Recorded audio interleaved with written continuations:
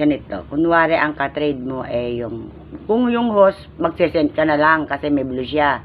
Ngayon, ang ka-trade mo, halimbawa, number 3, pindutin mo yung profile niya, pindutin mo. Pag pindot mo lang ganyan, lalabas ng ganyan. Mayroong gift, di ba? Pindutin mo yan. Tapos, pindutin mo yung gift, di ba? Naka-gift naman na siya, gift, yan. Kung 1K ang ka-trade mo, yan, pindutin mo yung love na yan, di ba? Tapos, sending mo. So, isang pindot na sa send to. Yan. Pindutin mo yan. Isa lang pindot.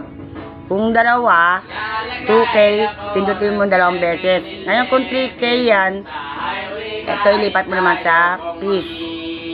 Ganon. Pipili ka kung alin diyan. Wala kasing 2K dito.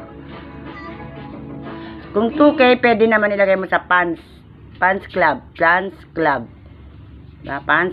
Yan. Mamimili ka dyan. May 1K din dyan. Meron din dyan 2K. Ayan, 2K. Yung light stick. Diba? Pero dito ka sa gift muna kasi mahirapan ka muna doon eh.